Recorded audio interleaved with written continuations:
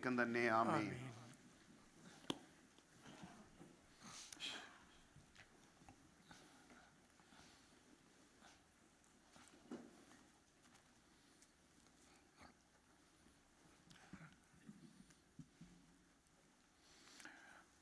ത്രിയേക ദൈവത്തിൻ്റെ വന്യ തിരുനാമത്തിന് മഹത്വം ഉണ്ടായിരിക്കട്ടെ.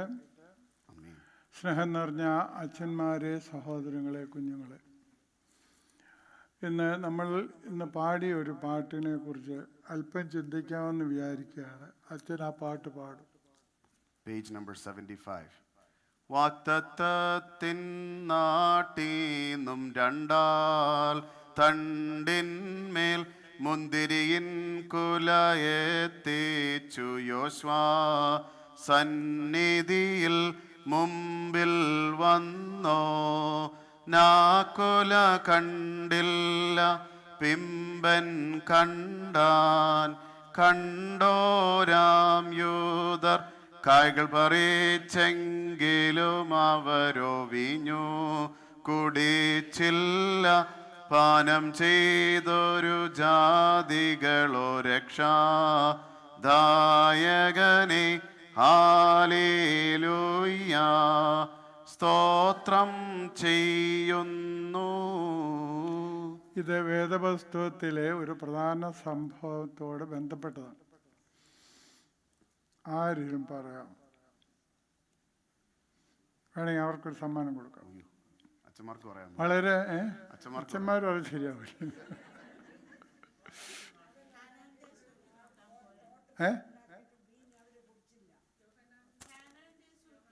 കേട്ടില്ല.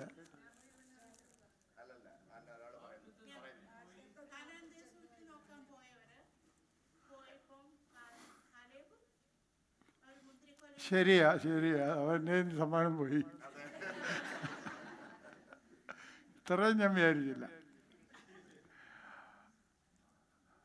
സംഖ്യാപുസ്തകം 13-ാം അധ്യായം. ഞാൻ മുഴുവൻ സംഭവം പറയുന്നില്ല.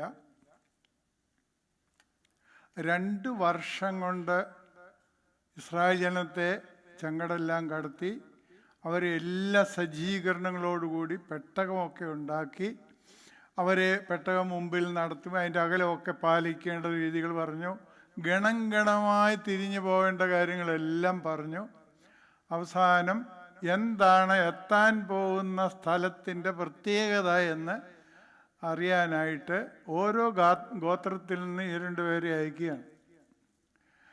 അവർ പോയി തിരിച്ചു വന്നു. അപ്പം ദൈവത്തിൻ്റെ നടത്തിപ്പ് യഥാർത്ഥമായി കണ്ടവരാണ്. ദൈവം എങ്ങനെയാണ് അവരെ പരിപാലിക്കുന്നതെന്ന് മനസ്സിലാക്കിയവരാണ്. അവർ പോയിട്ട് തിരിച്ചു വന്നിട്ട് മുമ്പ് പറഞ്ഞതുപോലെ 2 പേരൊഴിച്ച്, ആരൊക്കെയാ? യോശുവയും കാലേബും ഒഴിച്ച് ബാക്കി എല്ലാവരും ഭയങ്കരമായി പറഞ്ഞു, അങ്ങോട്ട് പോകരുത്, പോയാൽ നമ്മെ അവർ കൊല്ലും. അവിടുത്തെ മനുഷ്യർ അമാലേക്യർ അല്ല, മനുഷ്യരുടെ പേര് പറയുന്നുണ്ട്. അവരത്രമാത്രം ശക്തരാണ്, അതത്രയും വലിപ്പമുള്ളവരാണ്. അവരുടെ മുമ്പിൽ നമ്മൾ പിടിച്ചു നിൽക്കില്ല. മാത്രമല്ല അവിടുത്തെ ഫലവർഗ്ഗങ്ങളാണെങ്കിൽ ഭയങ്കര. അന്നത്തെ ഇവർ ഉറ്റുനോക്കാൻ പോയപ്പം മുന്തിരിക്കുലയെക്കുറിച്ച് പറഞ്ഞിട്ടില്ല ഇവിടെ. എന്താ പറഞ്ഞിരിക്കുന്നത്? 2 പേർ ഒരു തണ്ടിന്മേൽ മുന്തിരിക്കുല തൂക്കിയെടുത്തുകൊണ്ട് വന്നു. നിങ്ങളൊന്ന് ആലോചിച്ച് നോക്കുക, എന്തുമാത്രം വലുതായിരിക്കും അത്. അത്രമാത്രം വലിയ മുന്തിരിക്കുലയും അവിടുത്തെ ഫലവർഗ്ഗങ്ങളെക്കുറിച്ചൊരു ചിത്രീകരണം അവർ നടത്തുന്നുണ്ട്. എസ്കലോൻ താഴ്വരയോളം ചെന്ന് അവിടുത്തെ ഒരു മുന്തിരിക്കുലയോടെ പറിച്ചെടുത്ത് ഒരു തണ്ടിന്മേൽ കെട്ടി 2 പേർ കൂടി ചുമന്നു. അപ്പോൾ അത് ഇമ്മിണി പെരുത്ത സാധനമായിരിക്കണം. അപ്പോൾ ഇതെല്ലാം കണ്ടു കഴിഞ്ഞപ്പോഴത്തേക്കും ബാക്കി നോക്കാൻ പോയവർ എല്ലാവരും കൂടെ അപ്സെറ്റായി. ഇത് സംഗതി ശരിയാകാൻ പോകുന്നില്ല. അപ്പോൾ യോശുവയും കാലേബും പറയുന്ന ഒരു സംഗതിയുണ്ട്. ഇത്രയും ദുഷ്കരമായ ഈ വഴികളിലെല്ലാം ശപിക്കാൻ കൊണ്ടുവന്നതിനെ കൊണ്ട് നമ്മളെ അനുഗ്രഹിപ്പിച്ച ദൈവം, വെള്ളമില്ലാത്തടത്ത് വെള്ളം തന്ന ദൈവം, ഈ ദൈവം നമ്മെ നടത്തും എന്ന് കാലേബും യോശുവയും പറയുക. പക്ഷേ ബാക്കിയുള്ളവരെല്ലാവരും ഇവർക്കെതിരെ തിരിയുക മാത്രമല്ല, അവരൊരു പ്രതിപക്ഷ നേതാവിനും കൂടി തിരഞ്ഞെടുത്തു. എന്നിട്ട് മോശയും അതുപോലെ തന്നെ അഹ്റോനെയും കാലേബിനെയും യോശുവയും ഒക്കെ കല്ലെറിഞ്ഞ് കൊല്ലണമെന്നാണ് തീരുമാനമെടുത്തത്. അത് വല്ല രൂക്ഷമായി തീർന്നപ്പോൾ ദൈവം ഇടപെട്ട് പറയുന്നുണ്ട്, ഇപ്പം 10 പ്രാവശ്യത്തിൽ മേലായി ഇവർ എന്നോട് മർദ്ദിലിക്കുന്നു, എന്നെ വിശ്വസിക്കുന്നില്ല എന്നും പറഞ്ഞാണ് ഇവരുടെ സംഖ്യ തീരുവോളം, 20 വയസ്സിന് മുകളിൽ എല്ലാവരും തീരുവോളം ഇവർ മരുഭൂമിയിൽ ഉഴന്ന് നടക്കട്ടെ. 2-2.5 വർഷം കൊണ്ട് വാഗ്ദത്ത നാട്ടിൽ എത്തേണ്ടിയിരുന്ന യഹൂദജനം, ഇസ്രായേൽ ജനം, അവരുടെ അവിശ്വസ്തത കാരണമാണ് അവർക്ക് അങ്ങോട്ട് കടക്കാൻ കഴിയുക. നിങ്ങളത് വീട്ടിൽ പോയി ആരെങ്കിലും സമയമെടുത്ത് വായിച്ചാൽ മതി. അതിന് വലിയ നീണ്ട അധ്യായമൊന്നുമല്ല. അവിടെ ഈ കാര്യങ്ങളെല്ലാം പറയുന്നുണ്ട്. ആരൊക്കെയാണ് പോയതെന്നും ആരൊക്കെയാണെന്നുള്ള കാര്യമെല്ലാം പറയുന്നുണ്ട്. ഒറ്റുനോക്കിയ ദേശത്തെക്കുറിച്ച് അവർ ഇസ്രായേൽ മക്കളോട് ദുർവർത്തമാനമായി പറഞ്ഞത് എന്ന് പറഞ്ഞ് അങ്ങോട്ട് പറയുന്നുണ്ട്. അവരൊത്തിരി കാര്യങ്ങൾ പറയുന്നുണ്ട്. അനാഖ്യർ, ഞാൻ പറഞ്ഞ ആൾക്കാരുടെ പേര് അനാഖ്യർ. കർത്താവ് അവിടെക്കുറിച്ച് പറയുന്നുണ്ട്. എന്തുകൊണ്ടാണ് അവരെ പറിച്ച് ഇവരെ നടുന്നെന്ന് പറയുന്നുണ്ട്. പറിച്ച് നടുന്നത് അവർ ദേശത്തെ ഏറ്റവും കൊള്ളരുതാത്തവരാണ്. അവർ സമൂഹത്തിന് കൊള്ളില്ല. അതുകൊണ്ട് അവരെ നശിപ്പിക്കേണ്ടത് ആവശ്യമാണ്. അതുകൊണ്ടാണ് അവരെ നശിപ്പിച്ച് ഇവർ ഇസ്രായേൽക്കാരെ അവിടെ ആക്കുന്നത്. വേറെ അടുത്ത് പറയുന്നുണ്ട്, നിങ്ങൾ അവിടെ ചെന്നിട്ട് ഞങ്ങളുടെ മിടുക്ക് കൊണ്ട് ഇതെല്ലാം സമ്പാദിച്ചു എന്ന് പറയരുത്. ഇത്രയും കാര്യങ്ങൾ ഞാൻ പറയുന്നുള്ളൂ. അപ്പം ഞാൻ എൻ്റെ വെളിച്ചത്തിൽ നമുക്ക് ചില കാര്യങ്ങൾ ചിന്തിക്കാം. ഇസ്രായേൽക്കാരെ പരായിട്ടൊന്നും കാര്യമില്ല. 2 വർഷം കൊണ്ട് നേടേണ്ട സംഗതി അവർ 40 വർഷം കൊണ്ട് നേടി. നമുക്ക് ദൈവത്തെക്കുറിച്ച് വിശ്വാസമുണ്ട്.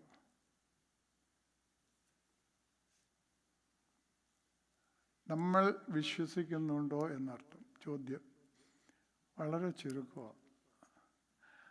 എന്നാൽ പോന്നോട്ടെ, ദൈവം ഉണ്ട് കൂടെ. എന്നാലും നമ്മൾ പ്രവർത്തിക്കേണ്ടെന്ന് ഞാൻ പറയില്ല. നമ്മൾ പ്രവർത്തിക്കണം. നാം പാതി ദൈവം പാതി. പക്ഷെ നമ്മുടെ പ്രവർത്തനം അതിനെല്ലാം ഉറ്റുനോക്കാൻ പോയതും ഇതെല്ലാം ചെയ്തതിനാണ് അവരുടെ ജോലി അവർ ചെയ്യിക്കുന്നത്. പക്ഷെ ദൈവം ശക്തനായി കൂടെയുണ്ട് എന്ന് വിശ്വസിക്കുന്ന എത്ര പേര് ഇന്ന് നമ്മുടെ ഓർത്തഡോക്സ് സമൂഹത്തിൽ? മറ്റുള്ളവരുടെ കാര്യം നമ്മൾ നോക്കണ്ടായിരുന്നു. ഇല്ല. വിശ്വസ്തതയില്ലാത്ത സമൂഹമായി നമ്മൾ തീരുന്നു. അതുതന്നെയാണ് നമ്മളെല്ലാവരുടെയും മനസ്സിൽ. എല്ലാവർക്കും കാണില്ലായും കുറച്ച് പേർക്കെങ്കിലും കാണും. ഞാൻ ഈ കഷ്ടപ്പാടൊക്കെ സഹിച്ച് ഒത്തിരിയൊക്കെ സമ്പാദിച്ചു, എന്നിട്ടോ പിന്നീട് ഇത് മിച്ചമാർക്കാണ്. ഞാൻ തേക്കതോടൊരു പട്ടംകുടയ്ക്ക് പോയപ്പോൾ തിരുവല്ല കഴിഞ്ഞ് പോവുകയാണ്. വണ്ടിയിലുണ്ടായിരുന്ന 2-3 പേര് ഷമ്മാശന്മാർ പറഞ്ഞു, തിരുമേനി, ഈ തിരുവല്ലയിലുള്ള ബാങ്കിലെല്ലാം പണ്ട് വിദേശത്തു നിന്ന് അപ്പച്ചന്മാർ സമ്പാദിച്ച പണം കിടപ്പുണ്ട്. അതിന് അവകാശികളില്ല. ആ പണമെല്ലാം അവിടെ കിടന്ന് നിലവിളിക്കുക. ഈ പണമൊക്കെ ബാങ്ക് കൊണ്ടിട്ടിട്ട് എന്നാ ചെയ്യാമെന്നുള്ളത് നമ്മൾ ഓർക്കണം. ദൈവത്തെ ആദ്യം വിശ്വസിക്കുക. വിശ്വസ്തത എന്നത് അത് വീട്ടിൽ ഭാര്യ ഭർത്താക്കന്മാർ തമ്മിൽ, മക്കളും അപ്പനും അമ്മയപ്പന്മാരും തമ്മിൽ, അതുപോലെ തന്നെ സമൂഹത്തിൽ അന്യോന്യം. ഇതില്ലാതെ വരുന്നിടത്താണ് ദൈവത്തിന് പ്രവർത്തിക്കാൻ കഴിയാത്തത്. അതുകൊണ്ടാണ് വിശുദ്ധ മർക്കോസ് 6-ാം അധ്യായം 6-ാം വാക്യത്തിൽ പറയുന്നത്, അവരുടെ അവിശ്വാസം ഹേതുവായി അവൻ അവിടെ ഒന്നും ചെയ്യാൻ കഴിഞ്ഞില്ല. സംഭവം ഓർക്കുന്നുണ്ടോ? കർത്താവ് തൻ്റെ പിതൃനഗരത്തിൽ ചെന്നപ്പോൾ അവർ പറഞ്ഞു, ഇവന് മറിയയുടെ മകൻ. അപ്പൻ്റെ പേര് ചേർത്താ പറയേണ്ടത്. മറിയയുടെ പേരെന്ന് പറയുമ്പോൾ തന്നെ ഒരു അവഹേളനമുണ്ട്. ഇതാ മറിയയുടെ മകനല്ലേ? യാക്കോ, യോസി, യൂദായി ഇവർ നമ്മുടെ കൂടെ ഇല്ലേ എന്ന് ചോദിച്ച് അവഹേളിക്കുകയും കർത്താവ് പറയുന്നുണ്ട്, അവിടെ സുവിശേഷൻ പറയുന്നുണ്ട്, അവരുടെ വിശ്വാസഹീനതയിൽ കർത്താവ് അത്ഭുതപ്പെട്ടു. തൃത്വത്തിൽ 2-ാമൻ. വിശ്വാസമില്ലാതെ ദൈവത്തിന് നമ്മുടെ ഇടയിൽ ഒന്നും ചെയ്യാനൊക്കത്തില്ല. അതുകൊണ്ട് ഇന്ന് രാത്രിയിൽ എനിക്ക് നിങ്ങളോട് പറയാനുള്ളത്, നിങ്ങളുടെ വ്യക്തിപരമായ ജീവിതത്തിൽ എൻ്റെ ദൈവം സർവ്വത്തിനും മതിയായവനാണെന്നുള്ള വിശ്വാസമുണ്ടോ? ഒരു രോഗം മാറുന്നതിലായാലും കുഞ്ഞുങ്ങളുടെ ജോലി കാര്യങ്ങളായാലും, ചിലപ്പം ചില കുഞ്ഞുങ്ങളൊക്കെ നമ്മൾ ഉദ്ദേശിക്കുന്ന ജോലി കിട്ടാത്തപ്പോൾ നമുക്ക് വല്ലാതെ പരിഭ്രാന്തരാകും. മെഡിക്കൽ കോളേജിൽ ആദ്യമായിട്ട് ബാച്ച് MBBS തുടങ്ങിയ സമയത്ത് ആദ്യത്തെ വർഷത്തെ ഈ കമ്മ്യൂണിറ്റി പ്രോഗ്രാം വെട്ടിക്കൽ ദേറായിൽ വെച്ചാണ് നടത്തിയത്. അപ്പോൾ ഞാൻ സാറൊന്നും അല്ലെങ്കിലും അവർക്കൊരു താല്പര്യം, എന്നെക്കൊണ്ട് എന്തെങ്കിലും 2 വാക്ക് പറയിച്ചില്ലേ മോശമല്ലേ. എന്നെ ആദരിച്ചതാണ്. അവരെന്നോട് പറഞ്ഞ് അച്ഛന് ഒരു ക്ലാസ് എടുക്കണം കേട്ടോ എന്ന് പറഞ്ഞു. ഞാൻ പറഞ്ഞു MBBS ക്ലാസ് എടുക്കുക എനിക്കറിയില്ല, അറിയാവുന്നതൊക്കെ പറഞ്ഞാൽ മതി. ഇതൊക്കെ പറഞ്ഞു കഴിഞ്ഞിട്ട് അവരോട് ചോദിച്ചു, നിങ്ങളെല്ലാവരും നല്ല നിലയിലാകണം, നിങ്ങൾക്ക് താല്പര്യത്തിലല്ലേ നിങ്ങൾ ഈ മെഡിസിൻ വന്നത് എന്ന് ചോദിച്ചപ്പോൾ ഒരു മുസ്ലിം പെങ്കൊച്ച് പറയുകയാണ്, എൻ്റെ ഫാദറെ എനിക്ക് യാതൊരു ഇഷ്ടവുമില്ല MBBS പോകാൻ. എൻ്റെ അപ്പയുടെയും അമ്മയുടെയും പിടിവാശിയാണ്, ഈഗോയാണ് എന്നത്. ഞാനിത് തീർക്കുന്ന വലിയ വിശ്വാസമൊന്നുമില്ല. അപ്പനും അമ്മയും ദൈവത്തിന് എൻ്റെ ആലോചന ചോദിച്ചില്ല, അപ്പനും അമ്മയും മോളുടെ താല്പര്യം ചോദിച്ചില്ല എന്ന് പറഞ്ഞ് പിള്ളേരെല്ലാം കൂടെ സന്തോഷിക്കണ്ടേ. നിങ്ങളുടെ മാത്രം ഇഷ്ടം നോക്കി അപ്പനും അമ്മയും എല്ലാം ചെയ്തോളം ഇന്ന് വൈകിട്ട് പോയിരുന്ന പപ്പയോടും അമ്മയോടും അത് പറയണ്ട കേട്ടോ. നിങ്ങളുടെ ചില ആഗ്രഹങ്ങൾ ശരിയല്ലെന്ന് അവർക്കറിയാം, അതുകൊണ്ട് അവർ ചിലതൊന്നും നടത്താത്തത്. പക്ഷേ എനിക്ക് പറയാനുള്ളത്, ദൈവത്തിൽ ആശ്രയിച്ച് കാര്യങ്ങൾ ചെയ്യുക, ദൈവത്തിൽ ആശ്രയിച്ച് സമർപ്പിച്ച് ഒരു പ്രാർത്ഥന എന്തുകൊണ്ടായിക്കൂടാ. എൻ്റെ കുഞ്ഞിനെ ഇങ്ങനെ മെഡിസിന് വിടുകയാണ്, ദൈവമേ നിനക്ക് ഹിതകരമാണോ അതോ വേറെ വല്ലതുമാണോ എന്ന് ആർക്കറിയാം. അതിന് പോകാനുള്ളതായ ഒരു മനസ്സ് നമുക്കുണ്ടാകും. അത് ദൈവത്തിൽ അടിയുറച്ച വിശ്വാസമുണ്ടെങ്കിൽ മാത്രമേ അതിന് സാധിക്കുകയുള്ളൂ. എൻ്റെ ദൈവം സർവ്വത്തിനും മതിയായവനാണ്, എൻ്റെ കുഞ്ഞിനെ എങ്ങോട്ടയക്കണമെന്ന് അവൻ പറഞ്ഞു തരും എൻ്റെ പ്രാർത്ഥനയിൽ എന്ന് വിശ്വസിക്കാൻ മാത്രം നമുക്ക് കഴിഞ്ഞാലേ ദൈവത്തിൽ വിശ്വാസം ഉണ്ടാവുള്ളൂ. അല്ലെങ്കിൽ നമ്മൾ യഹൂദന്മാരെ കുറ്റം പറഞ്ഞു കേട്ടില്ല, 2 വർഷം കൊണ്ട് നിങ്ങൾ അങ്ങ് മറ്റേ വാക്നാട്ടിൽ ചെല്ലേണ്ടതാണ്, നിങ്ങളുടെ കയ്യിലിരിപ്പുകൊണ്ടാണ് നിങ്ങൾ അങ്ങോട്ട് പോകാതിരുന്നത്. നിങ്ങൾ 40 വർഷം ഇങ്ങനെ തെണ്ടി അലഞ്ഞ് മരുഭൂമിയിൽ കൂടി നടന്നതിൻ്റെ കാരണം നിങ്ങളുടെ കയ്യിലിരിപ്പാന്നൊക്കെ നമുക്ക് പറയാം. പണ്ട് നമ്മളുടെ ഈ പ്രാർത്ഥനയ്ക്കകത്തുണ്ടായിരുന്നു, യഹൂദന്മാരുടെ കുടുംബമൊക്കെ മുടിച്ചു പോകുമെന്ന് പറഞ്ഞിട്ടുണ്ടായിരുന്നു. ഇപ്പം അതില്ല. അവരെ കുറ്റം പറഞ്ഞിട്ട് കാര്യമില്ല, നമ്മളെങ്ങനെയാണെന്നുകൂടെ നമ്മൾ നോക്കുന്നതല്ല. ഈ പ്രാർത്ഥനയുടെ എല്ലാം ഉദ്ദേശം അതാണ്.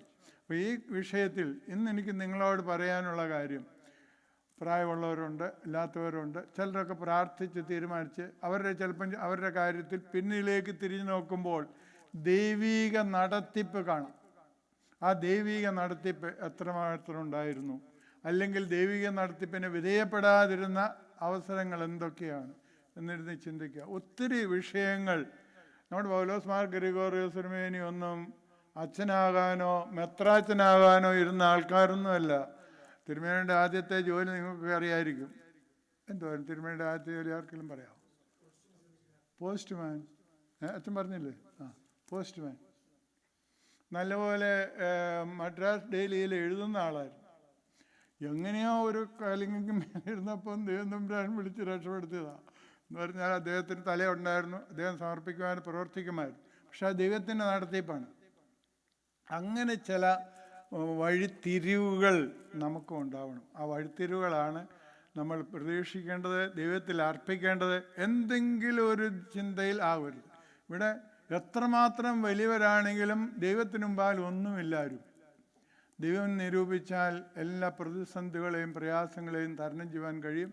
അതുകൊണ്ട് വിഷമിക്കുന്നവരും പ്രയാസം അനുഭവിക്കുന്നവരായ നിങ്ങളോ നിങ്ങൾ പ്രിയപ്പെട്ടവരുണ്ടെങ്കിൽ അവരോട് പറയുക, എൻ്റെ ദൈവം ഞാൻ എൻ്റെ 45 വർഷത്തെ ആത്മീയ ജീവിതത്തിൽ പഠിച്ച ഒരു പാഠം, ദൈവം നിരൂപിച്ചാൽ ഒരു ശക്തിക്കും നമ്മുടെ നേരെ നിൽക്കാനൊക്കെയില്ല.